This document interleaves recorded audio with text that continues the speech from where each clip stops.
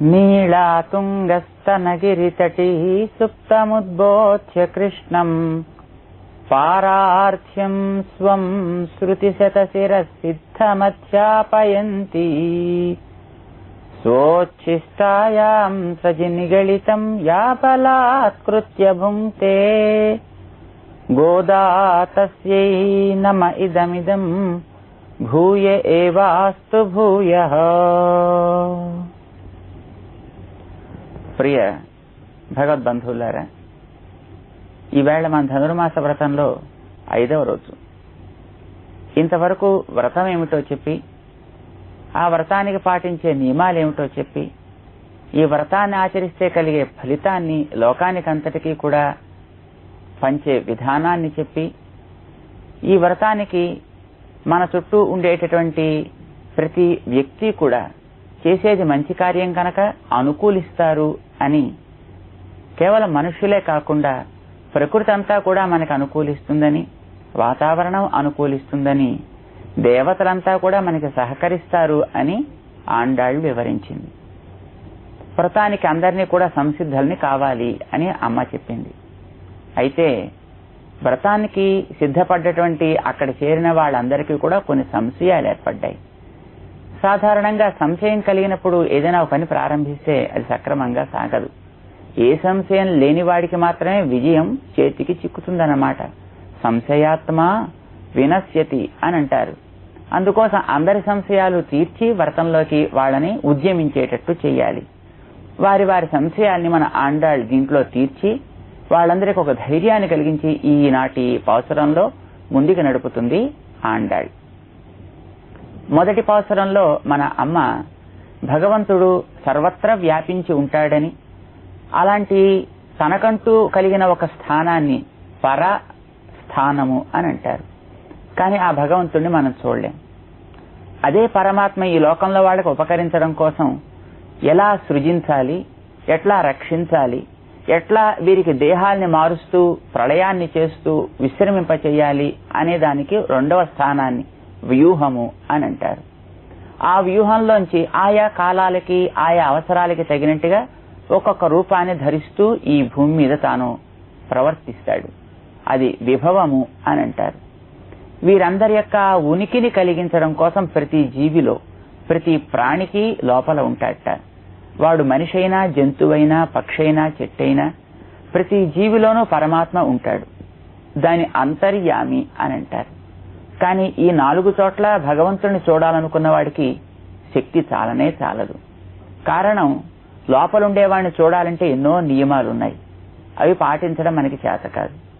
అప్పుడప్పుడు ఈ లోకంలోకి వచ్చి అవతరించిన ఆ కాలంలో మనం దాన్ని చూడలేకపోతున్నాం. కాలానికి, దేశానికి మనం దూరంగా ఉన్నాం. ఎక్కడో ఆయన వ్యూహ స్థానాల్లో ఉంటాట, అక్కడికి మనం చేరలేం.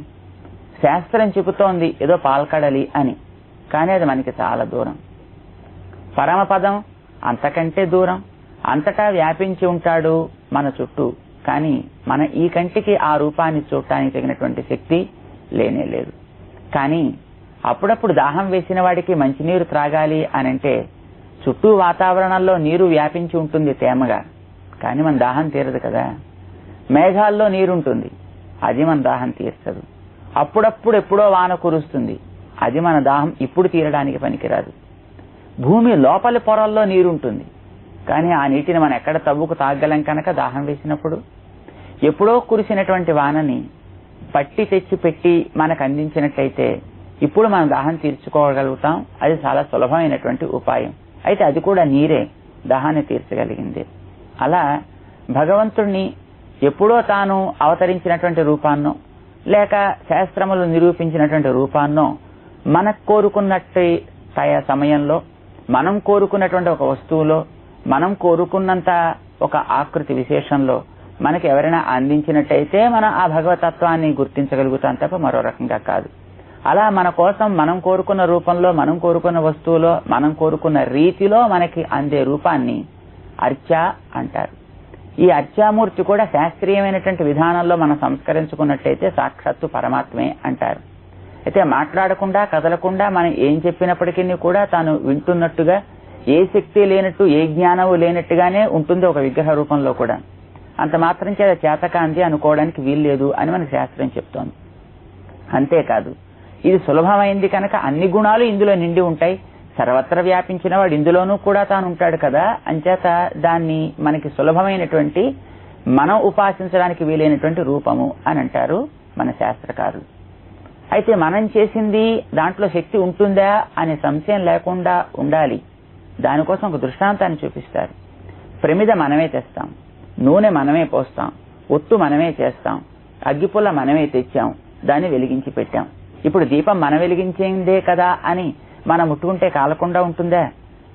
నిప్పుకి తగినటువంటి శక్తి ఎప్పుడూ ఉండనే ఉంటుంది. అది నువ్వు వెలిగించిందైనా కావచ్చు, మరో రకంగా ఏర్పడ్డదైనా కావచ్చు. అలానే భగవంతుడికి భగవత్ శక్తి ఎప్పుడూ ఉండనే ఉంటుందన్నమాట. కనుక నీ కోసం సులభంగా ఒక రూపంలోకి దిగి వచ్చిన దాని మీద నీ కనుక పరిపూర్ణ నమ్మకం ఏర్పడినట్టయితే భగవంతుడిని చూడటం కోసం నువ్వు ఎక్కడికో ఎగరక్కర్లేదు, ఎక్కడికో పోనక్కర్లేదు, ఏవో చెయ్యక్కర్లేదు. కనిపించే దాని పరిపూర్ణ విశ్వాసంతో విశ్వసించగలిగితే చాలు, ఆరాధన చేయగలిగితే చాలు. ఇది అర్చామూర్తి అని అంటారు. అలా మన కోసం తాను పెద్దల ద్వారా ఈ లోకంలోకి అందుతాడన్నమాట. అలాంటి వాడి దగ్గరికి మనం వెళ్ళి నోరున్నందుకు ఆయన యొక్క కీర్తిని పాడాలి, చేతులున్నందుకు ఆయనకి నమస్కరించి ఆయనకి మనకి లభించిన వస్తువులేవో అర్పించగలగాలి. అలాగే మనం చేసేటువంటి ప్రతి పని ఆయన యొక్క సేవగా మనం భావించగలగాలి. ఇది చాలు ఆయన కోసం మనం చేయవలసింది. అలా కనుక మనం చేసినట్టయితే ఏ రకమైన ఆటంకాలు ఆయన మనకి చేసే కార్యాల్లో రాకుండా చూసుకుంటాడు. అంతేకాదు, తనెందుకు కావలసినటువంటి కలగవలసినటువంటి ప్రేమను తానే కలిగించుకుంటాడు. మనం చేసేటటువంటి అనేక రకాల దోషాలుంటాయి, అవన్నీ కూడా తనే తొలగిస్తాడన్నమాట. ఇది మన ఆండాళ్ ఈనాటి పాసురంలో మనకి స్పష్టం చేస్తోంది. భగవత్ సేవ చేయాలి అనుకునేటటువంటి, ఆ భగవత్ సేవగా తన చుట్టూ ఉండేటటువంటి సమాజంలో తన జీవితాన్ని గడపాలి అనుకునేటువంటి వ్యక్తికి భగవంతుడు అన్ని మార్గములని కూడా తానే సుగమం చేస్తాడు. దాంట్లో సంశయం లేనే లేదు. అవి ఎన్నెన్ని రకరకాలైనటువంటి, ఎంత కష్టమైనటువంటి దుఃఖములైనప్పటికీ కూడా కావచ్చు, వాటిని భగవంతుడు తప్పకుండా తొలగించి మనకు కావలసినటువంటి దాన్ని అనుగ్రహిస్తాడు అనేది మనకి ఇతిహాసం నేర్పినటువంటి వాస్తవం. ఆండాళ్ తల్లి ఆ విషయాన్ని ఈనాటి పాసురంలో మనకి స్పష్టం చేస్తూ 1వ పాసురంలో పరస్వరూపాన్ని నిరూపించింది. నారాయణనే నమక్కే, సర్వజగత్కారణమైనటువంటి నారాయణుడే విశ్వాసం కలిగినటువంటి మనకి తప్పకుండా కావలసినటువంటి ఫలాన్ని ఇస్తాడు అని. 2వ పాసురంలో తాను ఉండేటటువంటి ఆ వ్యూహ స్థితిని మనకి తెలియచేసింది. పాలకడలలో పవళించినటువంటి పరంధాముడు అనంటూ. 3వ పాసురంలో ఆ పరమాత్మ మన కోసం ఈ లోకంలో ఎప్పుడెప్పుడు ఆర్తి కలిగి ఒక్కసారి రా భగవన్ అని ప్రార్థన చేస్తే అలాంటి వాళ్ళ కోసం వస్తాడు, వచ్చి ఏమైనా చేస్తాడు అంటూ ఓంగి పెరిగి లోకాన్ని కొలిచాడే అని చూపించింది. అలాంటి స్వామే మన కోసం ఏ ఏ రూపంలోనైనా ఉంటాడు కనుక అది నీకు విశ్వాసం కలిగితే నువ్వు ఎక్కడైనా భగవంతుడిని చూడొచ్చు అంటూ వానదేవుని దృష్టాంతంగా చూపించి ఆయా దేవతలని నువ్వు ఆయా రూపాలతో కీర్తించినప్పటికీ కూడా అవన్నీ నేరుగా వెళ్లి చేరేటటువంటిది ఆ లోపల ఉండే పరమాత్మకే కనుక ఆయనే నీకు కావలసిన అనుగ్రహిస్తాడు అంటూ వానదేవుని చెబుతూ అంతర్యామి స్వరూపాన్ని నిరూపించింది 4వ పాసురంలో. ఈనాటి పాసురంలో మన అమ్మ మనం ఏర్పరచుకున్న రూపంలో మన కోసం మన మధ్య ఉండేటటువంటి అర్చామూర్తిని గురించి నిరూపిస్తోంది. అర్చామూర్తి అంటే విగ్రహ రూపంలో ఉండేటువంటి పరమాత్మ అని అర్థం అన్నమాట. ఇది ఈనాటి మాయనై అనే 5వ పాసురంలో ప్రధానంగా మన అమ్మ చెప్పినటువంటి విషయం. గోపికలంతా అక్కడ చేరారు, వ్రతానికి సంసిద్ధులవుతున్నారు. అయితే ఆ చేరిన వారిలో కొన్ని సంశయాలు ఏర్పడ్డాయి. ఒక ఆమె లేచి అడిగిందట, అమ్మో మనం మంచి పని చేయదలుచుకుంటున్నామంటే ఆ మంచి పనులు ఎప్పుడూ కూడా ఏవో కొన్ని రకాల ఆటంకాలు కలిగే ఉంటాయి. మహానుభావులకు కూడా అలాంటి ఆటంకాలు తప్పలేదే. శ్రేయాంసి బహు విఘ్నాని ప్రభవంతి మహతామపి అని కదా. ఎంతెంత గొప్పవాడు దశరథ చక్రవర్తి, ఆయన శంబరాంతకుడు అని పేరు అన్నమాట. ఎంతో గొప్పవాడైనటువంటి అసురుల్ని సంహారం చేసినటువంటి వాడు, 10 దిక్కుల్లోనూ తన రథానికి ఆటంకం లేనటువంటి గతి కలిగిన వాడు అయి ఉండి కూడా తన కుమారుడికి రాజ్యాభిషేకం చేద్దాం అని అనుకుంటే ఆ ముహూర్తం కాస్త వనవాసానికి వెళ్లేటట్టు తన ప్రాణాన్నే కోల్పోయేటట్టు చేసిందే. రామచంద్రుడు సాక్షాత్తు గొప్పవాడు పరమాత్మ అని అంటుంటారు. అలాంటి వాడికే ఆటంకాలు తప్పకపోతే, అలాంటి దశరథుడికే సంకల్పానికి విఘ్నం ఏర్పడుతుంటే మళ్ళాంటి సామాన్యులను చేసేటటువంటి ఈ వ్రతాలకి, అందులోనూ ఆయన చేసేది ఒక పట్టాభిషేక కార్యక్రమం అనుకున్నాడు. కానీ మనం అనుకునే సాక్షాత్తు శ్రీకృష్ణ సేవాభాగ్యాన్ని కోరుకుంటున్నాం. ఇలాంటి మనకి ఎన్ని ఆటంకాలు వస్తాయి ఏమిటో అది కనుక సక్రమంగా సాక్కపోతే మళ్ళీ నవ్వుల పాలు అవుతామేమో అని ఒక ఆమె సంశయించింది. రెండవ ఆమె మరొక ఆమె లేచింది. ఆమె అంతటా నిజమే ఎప్పుడైనా ఒక మంచి పని చేయాలనుకునే వాడికి ఆటంకాలు తప్పబోయి ఒక తుమ్మెద తన జంట దగ్గరికి వెళ్ళాలి అనే ఆతృత చేత ఒక సాయంకాలపు వేళ ఒక పుష్పం మీద వాలి అందులో ఉండే తేనె తాగబోతోంది. ఆ తాగుతూ ఉండే కాస్త మత్తెక్కింది. క్రమంగా చీకటి పడింది. తానుండేటువంటి పద్మం కాస్త ముకుళించుకుపోయింది. తుమ్మెద దాంట్లోనే ఉండిపోయింది. ఇలా ఉండిపోయిన తర్వాత పాపం కొంతసేపటికి మెలకు వచ్చింది దానికి.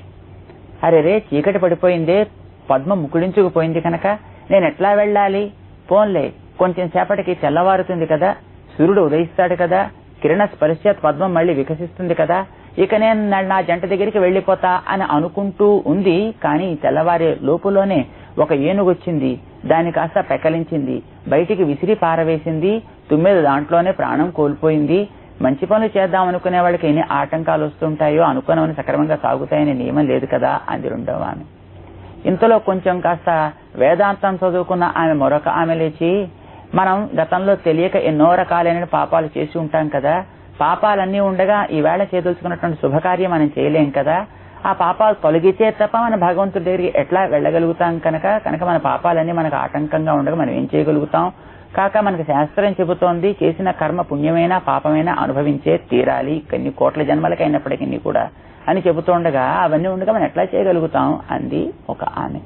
ఇవన్నీ విన్న మన ఆండాళ్ళ తల్లి వారికి సమాధానం చెప్తుంది ఈ పాసురంలో. పాపాలు పుణ్యాలు అనేటటువంటివి అనుభవించే తీరాలి అని మనకి శాస్త్రం చెబుతున్న మాట వాస్తవం. కానీ అసలు అవంటే ఏమిటో మనకి తెలియాలి. ఒక చిన్న పిల్లవాడు ఒకనాడు మంచి ఆనందంగా చేతిలో యాపిల్ పట్టుకుని ఉంటాడు. ఆహా ఇవాళ నా పుణ్యాలు పండాయి అనుకుంటాడు. కారణం వాళ్ళ తండ్రి గారికి ఆనందం కలిగి ఒక యాపిల్ తెచ్చి పిల్లవాడికి ఇచ్చాడు. ఒకనాడు తండ్రి గారికి కాస్త కష్టం కలిగింది, పిల్లవాడిని కొంచెం మందలించాడు. పిల్లవాడు బాధపడతాడు. బాధ కలిగించింది తండ్రి గారి యొక్క మానసికమైనటువంటి క్లేశం.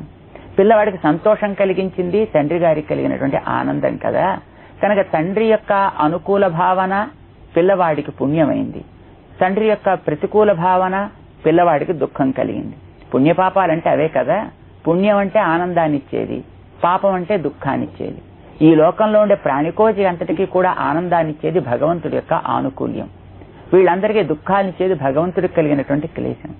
కనుక పుణ్యపాపాలంటే వేరే ఏవో ఇంత ముద్దల్లాగా బ్యాంకులో డిపాజిట్ లాగా ఉండబోయి, పుణ్యం అంటే భగవంతుడికి సంతోషం కలిగితే అదే మన పాలిటి పుణ్యం అంటే. పాపం అంటే భగవంతుడికి కలిగే కోపం. భగవంతుడికి మన మీద ఎప్పుడైనా కాస్త క్లేశం కలిగితే మనం చేసిన పనుల వల్ల ఆయన మనకి దాన్ని సక్రమంగా తొలగించాలి అనుకునే కొన్ని కృత్యాలు మన చేసి చేయిస్తాడు. అవి మనకి దుఃఖాన్ని కలిగించేవి అవ్వచ్చు. అది పోవాలి అంటే మనం భగవంతుడు చెప్పినట్టుగా భగవంతుడికి ప్రీతి కలిగించే పనులను చేయగలిగితే సరిపోయి మనలో ఉండేటటువంటి కోపాన్ని తానే పోగొట్టుకుంటాడు, మన మీద అనుగ్రహాన్ని చూపిస్తాడు. అదే పుణ్యం అంటే. కనుక పాపం పోవడానికి ఒక పని, పుణ్యం కలగడానికి ఒక పని అక్కర్లేదు. భగవంతుడికి ఆయన ఆజ్ఞాపించిన రీతిలో తృప్తి కలిగేట్టుగా మనం ప్రవర్తించగలిగితే చాలును. అదే మనం చేయాలి. అయితే అది ఎలా చేయగలుగుతాం? మనం పాపాలు అడ్డుంటూ ఉండగా, గతంలో మన మీద కోపం ఉంటుండగా అని ఒక ఆమెకు సందేహం కలిగింది. మనం భగవంతుడిని ఏనాడైతే ఇప్పుడు చేసేది ఆయన వ్రతం కనుక ఆయన ఒకసారి సేవించామంటే మన పాపాలన్నీ వాటంతట అయిపోతాయి. ఆయనకి మన మీద సంతృప్తి కలుగుతుంది. నిజమే, ఆయన్ని సేవించాలంటే ముందర పాపాలు అడ్డు కదా. పాపాలు పోతే కానీ ఆయన్ని చూడలేం. ఆయన చూస్తే కానీ పాపాలు పోవు. ఒక్కసారి తస్మిన్ దృష్టే పరావరే, ఆయన ఏనాడైతే మనం చూస్తామే భిద్యతే హృదయ గ్రంథి క్షీయంతే చాస్య కర్మాణి అని మనకి శాస్త్రం చెబుతోంది. కానీ చూస్తే కానీ పాపాలు పోతే కానీ మనం చూడలేం. ఇది ఎట్లాగా అడిగింది మరొక ఆమె. దానికి మన అమ్మ సమాధానం చెప్పింది. మనం నేరుగా చూడలేకపోయినప్పటికీ కూడా ఆయన నామాన్ని మనం చెబితే చాలును. ఆ నామానికి గొప్ప శక్తి ఉంది.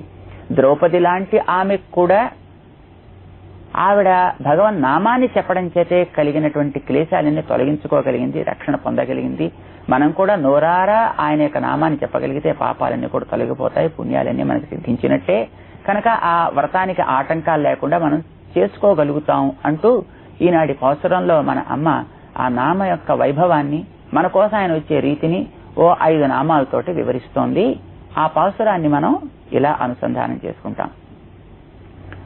ఆండాళ్ తిరువడిగళే శరణం మాయనై మన్ను వడమదురై మైందనై தூய பெருநீர் யமுனை துறைவனை ஆயர் குலத்தினில் தோன்றும் மணி விளக்கை தாயை குடல் விளக்கம் செய்த தாமோதரனை தூயோமாய் வந்து நாம் தூமலர் தூவித் தொழுது வாயினால் பாடி மனத்தினால் சிந்திக்க போய பிழையும் புகுதருவா நின்றனவும் தீயினில் தூசாகும் செப்பு ஏலோரெம்பாவாய். ఆండాళ్ తిరువడిగళే శరణం. బంధువులారా, చెప్పు, ఏం సంశయం లేకుండా చెప్పు. ఏం చెప్పాలి? ఆయన నామాలని చెప్పాలి. ఎట్లా చెప్పాలి? మన ఆండాళ్ తల్లి దానికి సమాధానం చెబుతోంది. ఒకటి, ఆయన నామం మాయనై, సర్వజగత్ కారణమైన వాడు, ఆశ్చర్యకరమైనటువంటి గుణములు కలిగిన వాడు. ఏం చేస్తే తెలిసింది మనకది? మన్ వడ మధురమైందనై, స్థిరముగా తను ఎప్పుడూ అవతరించే ఊరు ఉత్తర మధురా నగరం. అలాంటి మధురా నగరానికి యువరాజు అయినటువంటి వాడు, బలశాలి. ఆ ఊరిలో ఉండే కంసుడిని చిన్నపిల్లవాడుగా ఉంటేనే సంహరించాడు. పుడుతూనే తల్లిదండ్రుల కాళ్లకు ఉండే సంఖ్యలు తొలగించినటువంటి మహానుభావుడు ఆ ఊరిలో ఉండే అతులందరినీ సంహరించాడు దూరంగా ఉండి. ఇది రెండవ నామం, మధురా నగరపు యువరాజా అనండి. మూడవ నామం ఏమిటి? తూయ పెరునీర్ యమునై తురెవనై, రాత్రికి రాత్రి తాను యమునా తీరాన్ని దాటి ఆవలిగట్టుకు చేరి ఆ యమునా తీరంలో ఎప్పుడు విహరిస్తూ రచించినవాడు, అక్కడ ఉండే వారందరినీ కూడా తను ప్రేమించినవాడు. అంతేనా? ఆయర్ కులత్తినిల్ తోన్రుం మణి విళక్, గోకులంలో తోచినటువంటి కనిపించినటువంటి, అక్కడ పుట్టలేదు, పుట్టింది మధుర కానీ పెరిగింది వ్రేపల్లెలో. ఆ వ్రేపల్లెలో వారందరి యొక్క కూడా కాంతిని ప్రకాశింపచేశాడు ఆయన. యమున ఆయర్ కులత్తినిల్ తోన్రుం మణి విళక్, అక్కడ ఉండేటువంటి వెలిగించనక్కర్లేకుండా ప్రకాశించినటువంటి గొప్ప దీపం వారు. ఏం చేసి ఆయన ఆ ఊరు వారందరి యొక్క గొప్పతనాన్ని పెంచాడో తెలుసునా? ఆ ఊరి వారు ఏం చెబితే, ఎలా చెబితే అలా విన్నాడు ఆయన. తాయై కుడల్ విళక్కం చేద దామోదరన్, తన యొక్క తల్లిగారి యొక్క గర్భాన్ని ప్రకాశింపచేసినటువంటి దామోదరుడు. తల్లి రోటి కట్టి పారవేస్తే కట్టించుకున్నటువంటి మహానుభావుడు ఆయన. జగత్కారణమై లోకాన్ని కర్మతో కట్టేవాడు, తన తల్లి కట్టిన కట్టుబడి ఉండిపోయాడు. ఇలా తను ఆ ఊరి వారి యొక్క గొప్పతనాన్ని ప్రకాశింపచేశాడు. జగత్కారణమైనటువంటి పరమాత్మ రోటికి కట్టుబడేటట్టు ఆవేడ ఎలా వచ్చాడో, జగత్కారణమైన పరమాత్మ మనం పెట్టుకున్న చిన్న మూర్తిలోకి తాను కట్టుబడి ఉంటాడు. మనం చేసినట్టు వింటాడు. మనం చేయవలసిందల్లా ఏమిటంటే తూయోమాయివందు, మనం మానసికమైన పరిశుద్ధి ముందర మనకి ఏర్పడాలి. ఆయననే మనం ఆశ్రయించాలనే విశ్వాసం అటువంటి మనలో ఏర్పడాలి.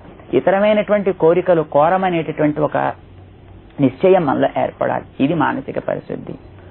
వందు నాం తూమలర్ తూవిత్తొడుదు, మనం ఒక్కసారి ఆయన కోసం ఏదో చేద్దామని 2 అడుగులు ముందుకు వేశామంటే అబ్బబ్బా చాలంటాడు ఆయన. మానసికమైన పరిశుద్ధి చూస్తే మిగతావని తనకు అవసరం లేదంటాడు.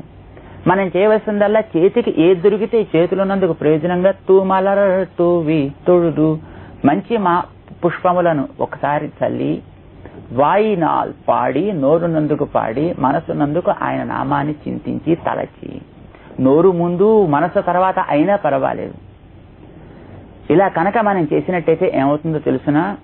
పోయే పిഴയും, ప్రాచీనంగా గూడు కట్టుకుండే పాపాలన్నీ కూడా నశిస్తాయి. రాబోయేవి అంటకుండా ఉంటాయి. నిప్పుల్లో వేసిన దూది ఎట్లా కనిపించకుండా ఒకసారి నాశనం అయిపోతుందో అలాగా తీనిల్ తూశాగు కనుక చెప్పండి అని మన అమ్మ భగవన్నామాల్ని చెప్పడానికి మనని ప్రేరేపిస్తోంది. పాపాలు తొలగుతాయి అని చెబుతోంది. ఇక వ్రతం ప్రారంభమవుతోంది. అందరినీ ఒకసారి కలయి చూచింది మన ఆండాళ్. అంతా వచ్చినట్టే. ఆ ఊరిలో సుమారు 5 లక్షల గృహాలు ఉండేవిట. ఒక్కొక్క ఇంట్లో ఒక్కొక్క గోపిక అనుకున్నప్పటికీ 5 లక్షల గోపికల కనుక కలయి చూస్తే కొందరు తక్కువైనట్టు కనిపించింది. అందరిని కలిపి రమ్మని కృష్ణుడు చెప్పాడు కనుక ఒక్కొక్కరిని కూడా లేపుకుని తమతో చేర్చుకునే వెళ్ళాలి అనే అభిప్రాయంతో సిద్ధపడ్డ వారందరినీ తీసుకుని మిగతా వారిని తమతో చేర్చుకోవడం కోసం ఇక బయలుదేరుతుంది. రేపటి నుంచి మన ఆండాళ్ వ్రత ప్రారంభం చేస్తూ మనం కూడా ఒక్కొక్కరిని మనతో పాటు చేర్చుకుని ఈ వ్రతంలో అవగహిద్దాం. ఆండాళ్ తిరువడిగళే శరణం.